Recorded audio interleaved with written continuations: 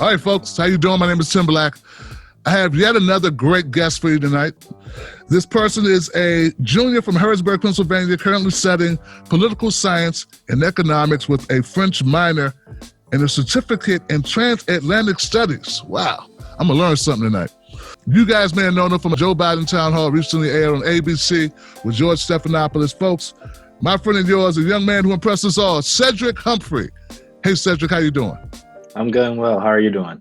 Man, I'm doing excellent, man. And look, you're starting off already even keel, smooth, just like we saw you, man. Just like we saw you. I want you guys to know, watching the show, that I did some glowing reviews of Cedric Humphrey because I was so impressed with his composure, his access to the facts, and sticking to those facts. Cedric, let's jump right into it, Ced, and then we'll circle back and talk a little bit about what brought you to this point. What was going through your mind when you're talking to the former vice president? Well, I can definitely tell you leading up to it, I wasn't nervous the whole day till 15, 20 minutes before it started. When they went live, they counted it down. It got really quiet. My heart was racing, but I don't know. I was sitting, I asked my question. I was just thinking, when am I going to get an answer? But at the same time, I knew I wasn't going to get an answer. So it wasn't like I was disappointed. I knew it was coming. But I was definitely nervous. And then once I asked the question, I was just ready for the spotlight to stop being in my eyes for a second. You were up there for a long time. Yeah. Guys, if you haven't seen the clip, let me run a little bit of that clip. Harrisburg, Pennsylvania, progressive Democrat. Don't jump, Cedric. You look like you're way up there. I'll be okay. Thank you, George. And good evening, former Vice President Biden. Many people believe that the true swing demographic in this election will be black voters under the age of 30. Not because they'll be voting for Trump, but because they won't vote at all. I myself have had this exact same conflict.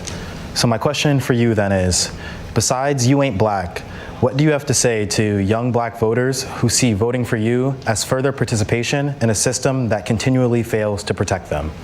Well, I say, first of all, as my buddy John Lewis said, it's a sacred opportunity and right to vote. You can make a difference. If young black women and men vote, you can determine the outcome of this election. Not a joke. You can do that. And the next question is, am I worthy of your vote? Can I earn your vote? And the answer is, there's two things I think that I care, and I've demonstrated I care about my whole career. One is, in addition to dealing with a criminal justice system to make it fair and make it more decent, we have to be able to put black Americans in a position to be able to gain wealth, generate wealth. And so you look at what that entails. It entails everything from early education. That's why I'm supporting making sure that we in Title I schools, as you know, schools with the least tax base, to be able to support their schools. It started off kind of weird, Cedric, because I saw Joe Biden. He made a comment about you being way up there and don't jump or something. And I thought that was kind of weird. I thought it was he was trying to disarm you because he was concerned. He saw you. He was like, he might ask some real questions. Mm-hmm. He might want to know something. What were you thinking when he hit you with the joke? Honestly, I barely heard the joke. I was just it was conversational. I was just ready to get it going. I was so focused in my head. I had every single word of the question I felt really needed to be there. I felt it was all important. So I was really trying to make sure that I said everything the exact way I wanted to say it. Just because I was really trying to box him into having to answer something with my question. So I was really focused on that. Sounds like you have a call of reference when it comes to Joe Biden, his ability to start waxing poetic and talking about stories and bringing in different, memorabilia and talking about the radio and different things. And so you wanted him to be focused on that question. You did ask him, you said, besides you ain't black, how did it feel? Yeah. How did it feel asking that? Because you had to know that was kind of a punch, right? That was a little punch. Yeah, I knew. I mean, I was trying to throw a little punch. I was actually kind of surprised that ABC cleared it. They said that they weren't gonna limit us, but they printed out which question they wanted each person to ask. We had to submit two, and then they printed out which one they wanted. For flow, they had picked topics so you wouldn't do the same topic back to back. So I was sitting there hoping that they picked that question. My other question I think was good, but I definitely wanted to ask this. And if they would have given me the other one, like I still would have asked this question anyway. But Whoa, Cedric, you are taking us behind the curtain, young man. You mean to tell me you don't get to ask questions that whatever you want to ask, you have to submit them beforehand, and then they have to be cleared for you to be able to ask those questions? Well, I don't know if it was like a clearing process exactly. They asked us to fill out a form, submit 2 questions. I asked, they were like, yeah, you can ask whatever question you want. We just want to like know the topics ahead of time. Oh. Then I got there and they had printed out like a sheet of each question that they wanted people to ask. But the second I found that out, I started asking people. I was like, so like, if I get this other question, like, I promise you, I'm not going to like ask that. So I got the question I wanted to ask. So everything diffused, but I definitely was going to push it. Like I wasn't going to be cornered into doing that. Which may have resulted in them just not including your segment if they thought you went off the rails, because it's not live broadcast. Was it a live broadcast? It was live. Oh, yeah. Yeah. Okay. Well, you know what? I was definitely going to hijack it a little bit. Yeah. I see. I have a radio show where people call up and I don't screen calls. I need to start doing that. So I kind of get it, because people will call up and say any old thing. I mean, from any type of conspiracy of, JFK to the 9/11 bombings to hate speech. So people go off the rails when they think they can go live and you can't stop them. So I kind of get it, but I'm glad that your question was the question that you wanted to ask. So during the conversation, he did say if you had any more questions after the town hall, he talked to you. So did you have that conversation? So the way the town hall was set up, there was 20 people there to ask questions. They only got through 11 of them. I don't know if you kept watching past like 15 minutes after, but he was answering questions from the people that didn't get to speak during the live town hall.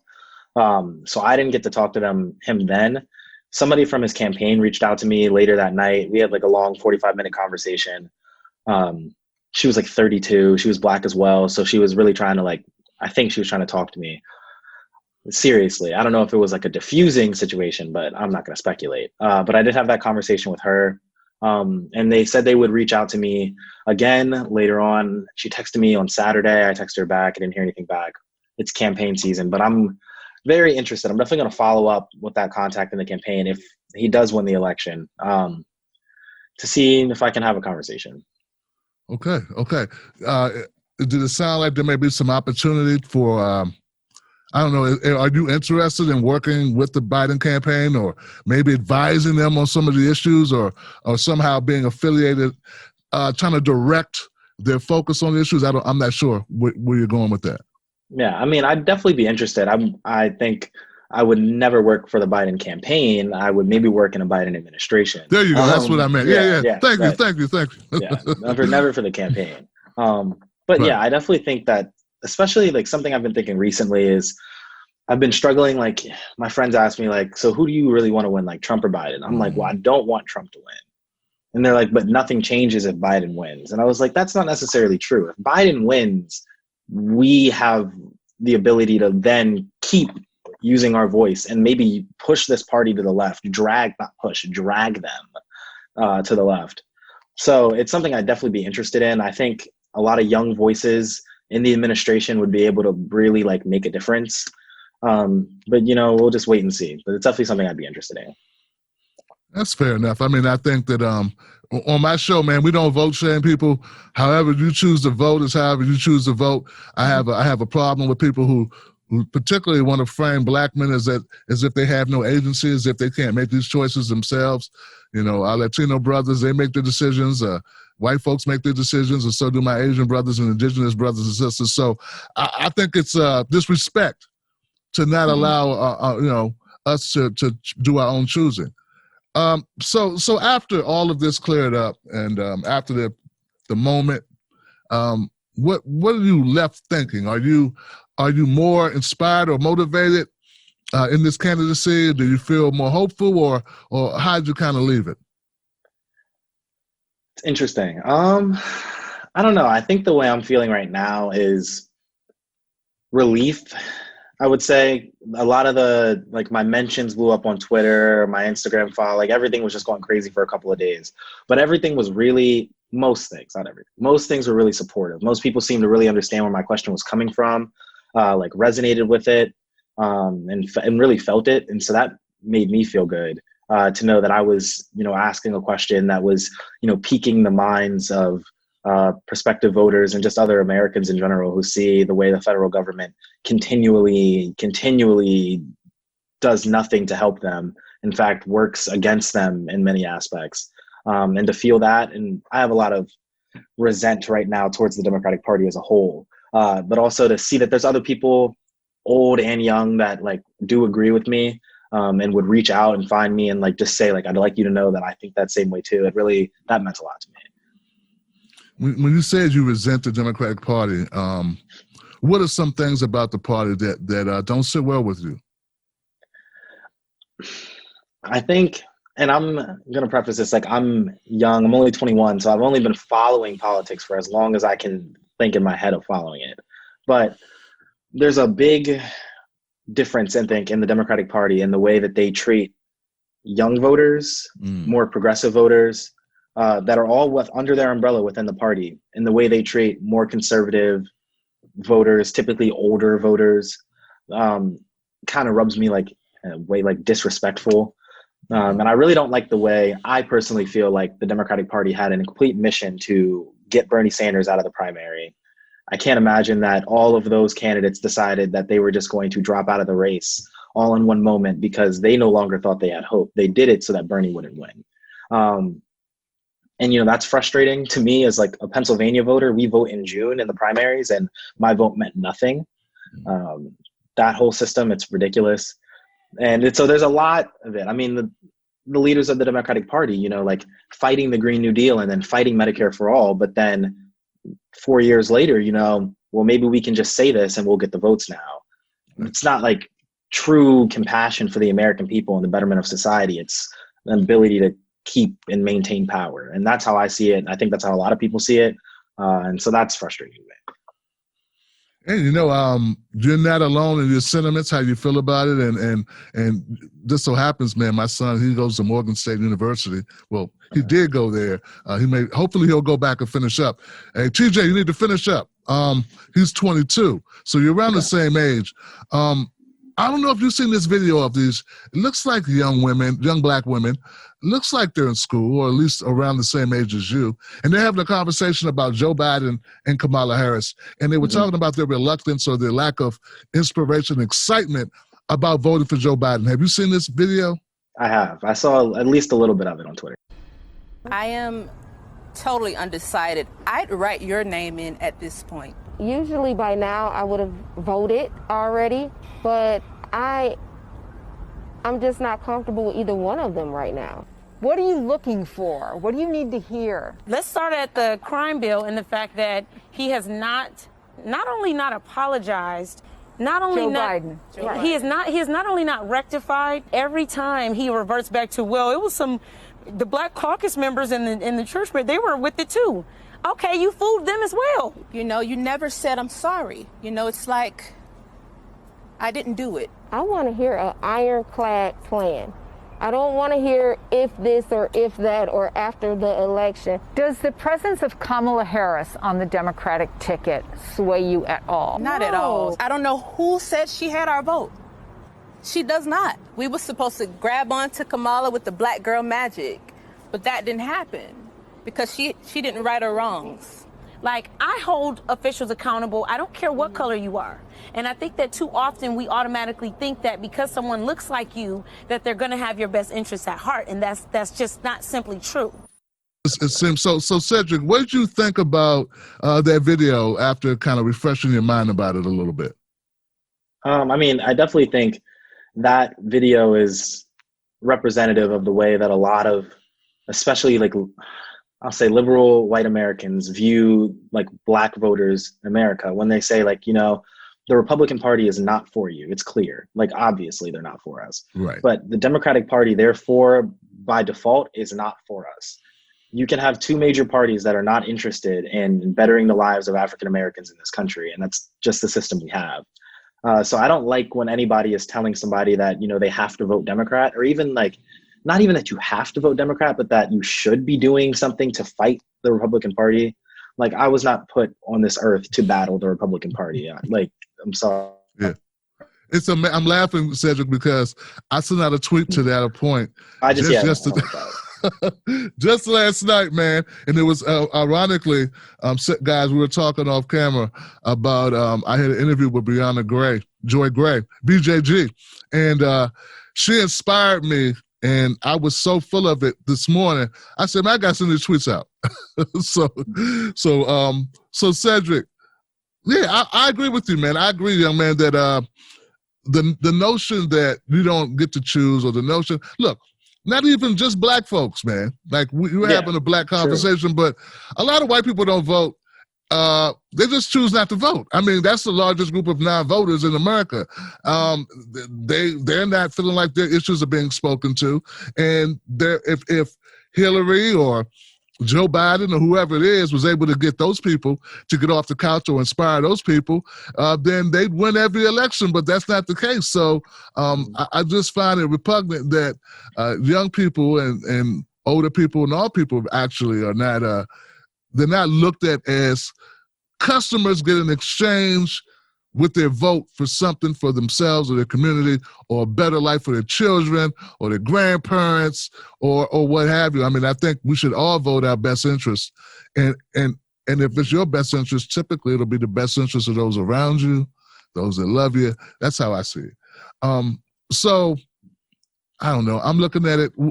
What brought you to this, man? You seem very astute when it comes to these issues, even though you're a young man. Tell me a little bit about you and the people that sort of been in your environment, in your life, because I can see traces of some great upbringing and some strong people. Yeah, definitely. So I'm from Harrisburg, Pennsylvania, born and raised. I went to an interesting, very child-centered elementary school, like K through 8. My mom's an educator. She's actually the director of special education for the Harrisburg School District now. She's been teaching for 35 years. And so she's really, really heavily invested in my education. So that's a big, I say that's a big part of my upbringing. I think that's the thing that I would say molded me the most as a person, was going to that school.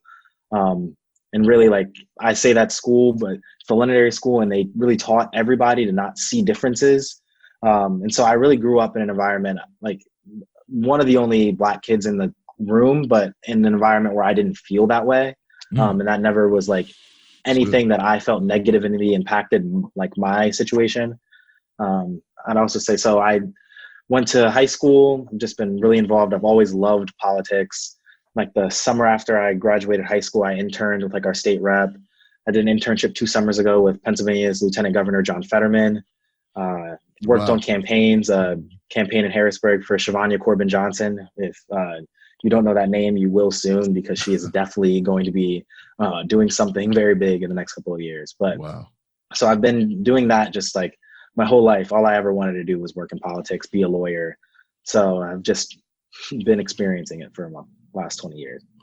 Well, man, that's inspirational. Hoping the young people watching are can identify with you, and also be inspired to pursue whatever line of business or line of line of politics that they're interested in. How'd your mom feel, man, after watching that clip? My mom's interesting because my mom is my dad's heavily political, but my mom really isn't. So it's been interesting. I don't think she really appreciated right at first, how big this was going to be. At the same time, I don't think I appreciated it either. But I'm doing this right now, and I had an interview air back in Harrisburg on our home ABC channel today for a voter panel. So she got to watch that, and all my family got to watch that. So that's pretty cool. My mom's definitely really, really proud of me. That's for sure. Hey, man, that's what matters, man. And speaking as a parent, that's of course I'm biased that their parents get to experience that and have that admiration for the children, man. I all I can say is I think that what you said, Cedric, I don't think you said anything controversial. It wasn't like you jumped up and said F the police. It wasn't a Kanye West moment. But it was a real moment. It was just a question that needed to be asked. What are you going to do for a vote? Why should people vote for you? Why should us black folks who feel disconnected, who feel like our government doesn't protect us, using your words, why should we get out and vote? What's an inspiration for that? And I would have preferred if he just said, well, here goes the reasons. 1, 2, 3, and this is what we're going to do, and this is our vision. And by the way, I made some mistakes. I did some wrong things, and I apologize for them. But this is, and just take control over it. My thing is, I don't feel like he owned it. Just keeping it real with you. I don't feel like he owned the moment. I don't feel like he took control and said, I'm a leader. This is a young person. Let me feel better. Let me make him feel better. Let me reassure him, and by extension, reassure all these people who feel the same way. What do you think about that? Does that make sense?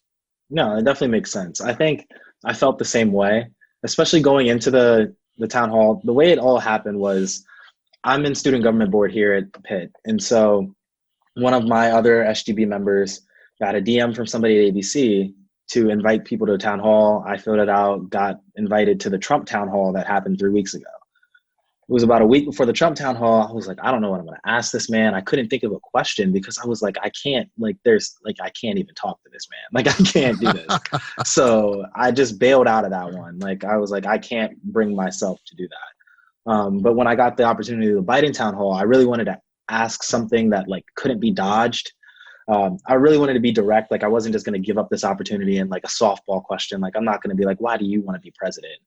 And there's a lot of like shady things about this Biden campaign, at least from my perspective. They like to flip flop on issues. They don't really like to own things.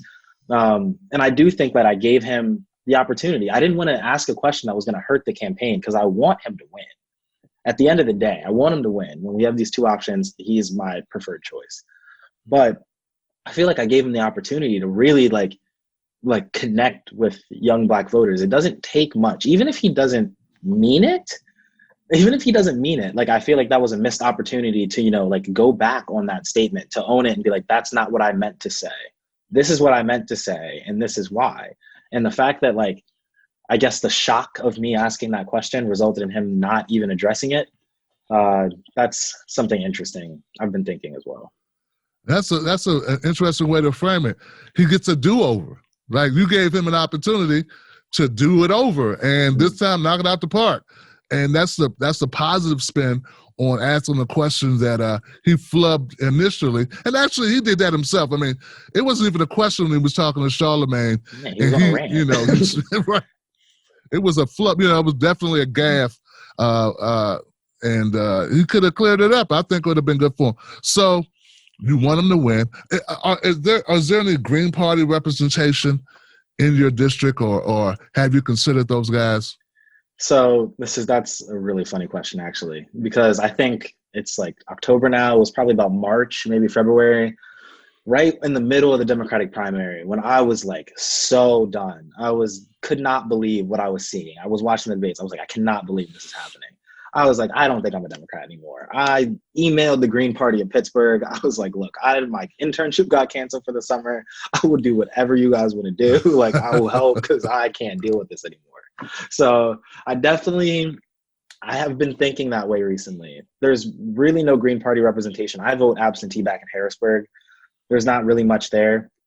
I am like aware of Pittsburgh politics. I do know that there's a Green Party representative, a 23-year-old man named Jay Walker, running for state house in the 23rd district here in Pittsburgh. So that's something that's pretty cool. I know a lot of my friends worked on their campaign, see the posters everywhere around here. Granted, I'm in a college campus, so that's definitely where they're putting them up. But right. It's pretty cool to see like the Green Party gaining a little bit of momentum. I don't know how much I feel like I'm gonna like register to join the Green Party, but I think third parties are the answer to this big issue that we have in the American political system. So the Democrats have pushed me towards that point definitely recently, yes. Yeah, and you know what? I feel the same way. I mean, last cycle I voted Green. This cycle I'll make my decision. I want to give myself time to think about what I'm going to do. But I'm in Maryland, and the chances of Trump winning Maryland are about that much. So that ain't going to happen, man. So I feel safe. I'm not in a swing state like this. I feel like Pennsylvania is sort of like a swing state, and people can go back and forth about how they feel about that But I agree. I think we do need more parties. I would love to. I always feel like it's my responsibility to try to leave my son with more options than I had, and I want my kids and my daughter as well to have more parties. I love parties, man. I think we need more parties. So what's up next, man? What are you going to be doing? Are you going to be on any more shows? Are you going to be next president? What's the deal, man? What's up? I don't know. I think my 15 minutes of fame are winding down right now. I have one more semester until I graduate. I'm planning on going to law school. I'm going to take a gap year next year just to recenter after this crazy year. But, I have no idea what I truly want to do. I want to work for something that's going to mean something to me. I've always just been really passionate about helping people. So politics has just been the route that I've chosen to go with that. But I'm really interested in criminal justice reform. So maybe going to law school will give me a good head start on that one. All right. Well, we got a little bit more time. I asked you a couple questions about things that are kind of right out there. Do you, what do you think about Kanye West, man? I know he's the older guy. He's damn near my age, over 40. But what do you think about him and him running? I saw a portion. I watched Joe Rogan and Kanye West the first 10 minutes, and Kanye West said, I'm put on this earth to be the leader of the free world. And that's when I cut it off. I'm like, I can't watch this guy talk crazy. I watched it yesterday, and I stopped it right then, too. That was the last part of it, 27 minutes into the video or something. I could not get past it. I couldn't do it, man. And I have a lot of feelings about Kanye. I love Kanye as a musical artist. And that has always torn with me ever since he's, for the last 5 years, been speaking straight out of his ass. But I like Kanye as a music artist, and I think deep down there is good intentions. I think there's nothing but good intentions. At the same time, Kanye grew up normal life, but it is impossible to understand what being Kanye West is like at this point. He's married to a Kardashian. There's a whole different lifestyle. That's a whole different way of viewing the world. So I wish Kanye would just keep his mouth out of politics, because he doesn't, to me, really, not that he doesn't know what he's talking about, but I don't think he truly understands the gravity of his words. Celebrities are more influential than most politicians, and Kanye West might be one of the most famous people on the entire planet. And so I think if Kanye would really settle down and really think about what he's trying to do, I think he could put a team around him that could help him do something. But right now, the running for president, that's a distraction. Joe Rogan asked him, why do you want to be the leader of the free world? What would you do differently? Why you? Everybody wants to be the leader of the free world, but why you? He couldn't answer that. I mean, the whole interview he gave right at the beginning of the campaign when he announced why he was running, and he was rambling, and it was the Wakanda Defense Party. I was Kanye, you don't understand. You're not helping anybody out here. Right. And I know you want to. I feel like you want to, but there's a lot. I don't know. Kanye West will be Kanye West, I guess. Yeah, that sounds a little bit like what I've heard other young people say. They admire his work. They just think he's out of his depth. But they also sense some empathy in him, and they have respect for that. What about on the opposite end of the spectrum, I guess? Ice Cube. He does a contract with Black America. He says the Democratic Party and the Republican Party need to earn our vote. And he catches a lot of backlash for doing, hey, you said you wouldn't talk to Trump to ask him a question in the town hall. And here goes Cube talking to the administration. I support Ice Cube and his endeavor to get something done for Black folks. What were your thoughts and the thoughts of your friends? How did you take Ice Cube's parlay into politics? So I will say the same thing about Ice Cube I said about Kanye. I think the intentions are correct. I think he is trying to do what he thinks is best with his position in the world. And I can't imagine that's just not the truth. I think that's what's happening.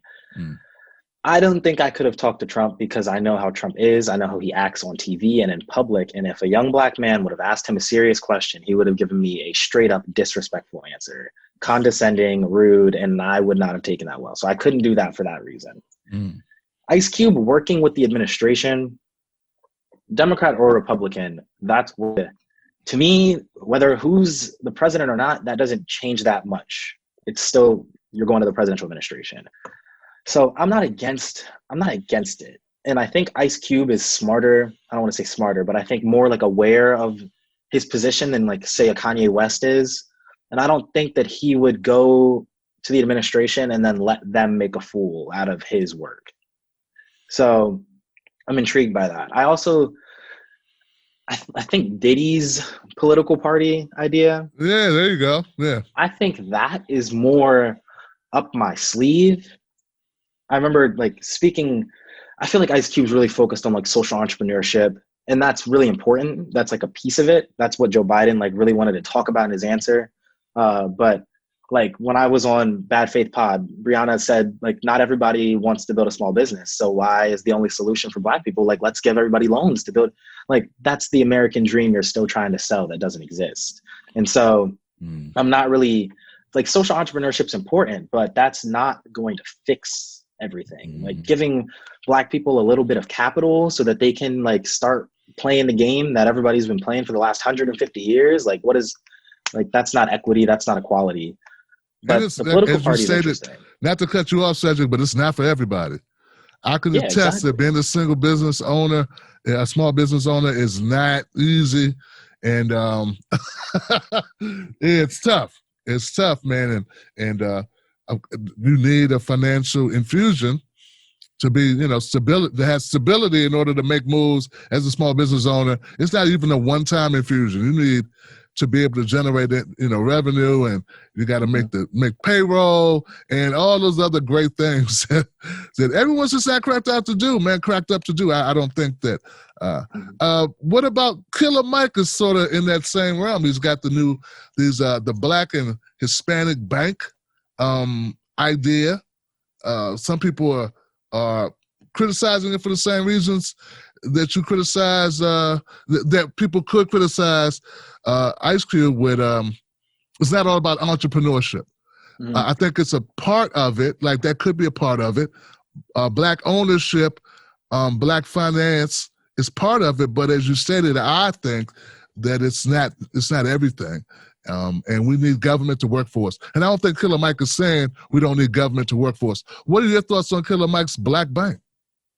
So I actually haven't seen that much about the Black Bank specifically, but I do know I was reading a couple months ago, I saw like the country's first like Black-owned hedge fund came about. And I mean, it's interesting because as much as like I just said that social entrepreneurship isn't the only solution, it is very important. We have to be able to keep money within the Black community. I'm sure you've seen like Killer Mike's episode when he tried to live Black for a week. Yeah. You can't keep money within the Black community. So I do think that those things are important. Black-owned banks where you can invest in a bank that is not going to exploit you. And, because, I mean, let's be frank, like we're exploited on all of the financial systems throughout the country. Civil Rights Act, but can't challenge it. So I think that's really important. And I also think that it's going to take intentional investment into the Black community to make that happen. And I don't see many people being intentional investing inside the Black community than people like Ice Cube and P. Diddy and Killer Mike, who have, made money, made their own wealth, see the solutions to like giving other people wealth is by creating these like businesses, banks that keep money within the community. So I think that it's a very important piece. And no one's going to do it except for them. No one has the capital to do it except for them. And so they have to be the ones to do it. So, I mean, I'm not going to sit here and say like it's on like athletes and celebrities to save us all, but there's a lot of money floating around in this American economy, and the few African Americans that have able to like generate a lot of wealth, if they were to intentionally reinvest it within the Black community, building businesses, like pooling their money to offer low interest loans, like, you know, stuff like that. It does take stuff like that too. Yeah, I agree. You know, and I think that Killer Mike. There was a great segment, a show that was done a couple of days ago, yesterday, I think. Nina Turner, Terrain Walker. Gosh, they were talking about this issue, and Nina Turner put it so great. She said she didn't think there was many pillars, you know, going to be needed to lift up the Black community, and one of them is financial. The other will be government policies, and there'll be another social programs, but government policy, social programs. There's more than one more than one solution to the problem, and we're going to need a multifaceted approach to it. But Killer Mike's idea, I agree, man. In fact, my entry into activism was through working against greenlining, and this was in the 90s. So people think redlining. People think it's over. It's not. We're still fighting it up to us. I was still in the fight against redlining up until the 2000s. So, and that's where banks, they decide, well, these people in this zip code won't get bank loans, basically. And so if Killer Mike, I think that Killer Mike is, you know, sincere. And I just feel that, as you do, that if he's going to run his company or he's run his bank fairly for Black folks, then yeah, I'm all for it, man. I don't know why people want to tear down stuff. You know? Yeah, I don't get it either. I mean, like, out of all the things in the world to be mad at, I don't see how that is remotely one of them. I think it just takes a lot of people intentionally investing into the community. And it's like, cheers to Killer Mike for doing it. I do think he's empathetic as well. I think he's coming from a great place, and I think he's smart. I think he's really smart and charismatic, so. And if he was a white guy starting a bank, no one would say anything. Exactly. Like, he's just starting a bank. So I think he's got a lot of pressure on him. People are going to be looking at what you do with the money and how many people did you loan. And, you know, so if we hold him accountable, well, that's our job, to hold him accountable. And if we do that, then, hey, hats off to him. I think celebrity is great. Like, some people are a little upset that P. Diddy, they're starting Black News, Charlamagne the God. Look, I welcome it, and I'm in this business. I welcome it because they bring more awareness. Mm-hmm. And when P. Diddy, you watch P. Diddy, then maybe you stop by and watch the Tim Black Show. Like, I'm one of these people that says there's room for everyone to do positive things, and this territorial stuff, I'm not with it, man. I think we all have something to bring to the table. So man, there's protests all over the country. In D.C. here, there was a young man who was riding a moped. They do a lot of moped riding. I don't know about Pennsylvania. I know they do in Philly. I see Meek Mill on his moped popping wheelies. They do a lot of that here in Baltimore and in Washington, D.C. And apparently an officer ran into the back of this moped, pushed the young man into traffic. He gets hit by a car and he dies. So there's been protests every night for the last few days. There's been other protests I saw a mentally ill man with a steak knife that the police felt they had to shoot 6 or 7 times. I forget where that was. I think it was 10 times, actually. 10 times? 10 times. Yeah. Wow. Okay. So your thoughts, young man, what are you thinking? How you feel? I mean, I feel like this is an issue that's been going on for years, decades, the root of it, centuries. The police system in America, the entire system of policing, it's completely corrupt at its core, in my opinion. Mm-hmm. I think there needs to be a complete overhaul of the way that we really view law enforcement in this country. I don't understand how people can feel okay watching police officers shoot somebody who's standing 10 feet away from them with a knife. That doesn't make any sense to me. And even more so, it bothers me how quickly people are to, completely justify the shooting just based on somebody having a weapon. Well, having a weapon's a crime. There's tons of crimes I can commit, but I'd get killed for that one and not for other ones. Why? It doesn't make any sense to me. And so I think it's like a complete overhaul of the thinking, the idea behind policing in this country is extremely necessary. And I think I'm going to kind of go off on a little bit here, but I think it's kind of interesting that Joe Biden decided to pick Kamala Harris as his running mate in the time where everybody is, thinking about police reform, thinking about, maybe these systems that we have like aren't correct. And it rubs me the wrong way when Kamala Harris is on the debate stage, smiling and saying, I ran the second largest department of justice. As far as I'm concerned, that's like the sixth largest Department of Justice in the entire world. Yep. You've probably locked up more people than anybody else on the entire earth. You're up there. You've locked up more black men than many people that were there. But I go on that rant. My dad is sending me her book, so maybe I'll get some insight about why she did that or what she thinks. But I think that's really interesting choice by the Biden campaign. It's another read the room situation. And then I think it was another little bit of a slap in the face to young voters who had been out in the streets protesting for the last several months. Yeah, I think he thought it would add spice or diversity to the ticket. And I don't know what he was thinking, but I can tell you that I had in my mind already, Cedric, that I wasn't going to vote for a cop. I'm just sorry. Whether it was her or Val Demings or Klobuchar, Amy Klobuchar, same thing. And I would feel the same way if it was a male who was, I wouldn't vote for Sheriff Clark. I don't know if you remember that guy with the big hat. I wouldn't vote for him either. So it's not gender. It's what they did for a living. I think that matters. And I never was all aboard the Kamala train early on in the primary season, but especially as it was moving on, I think it's just crazy that she stood up on that debate stage and came at Joe Biden like that so hard, tried to tear down, right. Basically called him racist, on the debate stage, and then 3 months later, it's water under the bridge.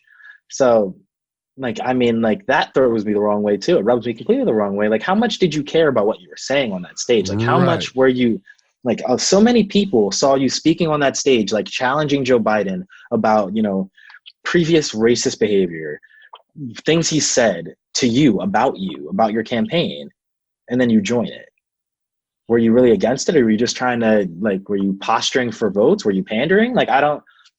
Does it say something to have to pander for black votes as a black female who was kind of not guaranteed, but you're running a head start ahead of every single other candidate, and you're still struggling for black voters. I mean, not most, but a lot of black voters in California see Kamala Harris as a conservative. Yeah. I mean, that's crazy. So I don't know. That's my Kamala speech. Yeah, and it's I've been doing a lot of talking about Kamala, and it's because she deserves scrutiny, just like anybody else. And and Mike Pence, I saw that debate, and God, I don't know, man. I think we're in trouble, Cedric, and hopefully some young people like you will help right the ship, man, because we got some problems. I can't help but feel like we kind of let down your generation when it comes to after the civil rights movement. It just feels like everything, people went to sleep, people got jobs, and not enough of us kept the fight up. I know there are some people who kept fighting, but many of us went to sleep. And that's sort of my fear.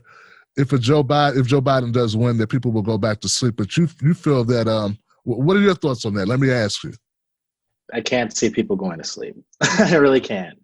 I think the one thing about if Joe Biden wins is I think the Democratic Party as a whole has an issue. They are trying to fit this much political ideology, and they can only campaign to this much. You know what I mean? And the party's too big for itself. You got Democratic Socialists over here looking to the center of the party, saying you might as well go be a Republican. The party's too big for itself. It needs to split. So it is split, and you're right. Actually split. Right. It needs to actually split. But my hope is, Joe Biden, this is perfect scenario. Joe Biden becomes the president. The Democrats keep the House. Significantly, keep the majority they have now. Even if they don't take the Senate, get to 49-51, maybe get Mitch McConnell out, maybe get Lindsey Graham out. I'm seeing like those are possibilities. Then we're dealing with a completely different Senate. The leadership on the GOP side is gone. Then you have all these young progressives, in the House, a couple of them in the Senate, who can hold up Biden things they're trying to rush through this Congress. Well, now Biden is going to need everything to work, everything to go smoothly, and then you can fight there. So I think there's a possibility that things are looking up, but we'll see what happens. Sounds like we're going to need some courageous people advocating for us in those hallowed halls of Congress, man, if we're going to have that fight. Cedric Humphrey, man, it's been great having you here, brother. If you say your time is up as far as you think you're 15 minutes, I think it can be as long as you want it to be, young man, as long as you want it. And hopefully, and if you need anything from us, let us know, and we'll be glad to assist you. Do you want people to follow you? Does that noise you out or No, I mean, go ahead. Well, first, thank you very much for having me on the show, Cool. and I appreciate that. Maybe it's not quite over, but we'll see. I need to graduate college first. But yeah, sure. And everybody, no YouTube channel, Cedric. No podcast. Anchor, like Michael Moore uses Anchor, and you talk on your phone and you upload it. I don't know. Maybe we'll get there. Like I said, I gotta get my degree first. I'm really focused on just graduating college because this online school situation, it's terrible. Oh man. But we'll see what happens. I'd love to do a podcast maybe one day. I feel like I have a lot to talk about. That's dope. That's dope. Look, once again, guys, Cedric Humphrey here with us today. Thank you once again, Cedric. Tell your parents I said hello, and we're gonna send you some Tim Black Wolfpack apparel, man, and so you can let people know about the show there in Pennsylvania, man, in Pitt. Okay, but man, once again, man, I just want to say we're proud of you. Thank you for representing not only yourself but all your people in your community so well. Thank you very much again for having me today. You got it, man. That's it, guys. I'll see you on the next one. Follow us at Real Tim Black on Facebook and Twitter. Tim Black at Night on Instagram. Cedric, you on Instagram? Yeah, I'm on Instagram. It's Ced Humphrey. Ced Humphrey, y'all. Peace.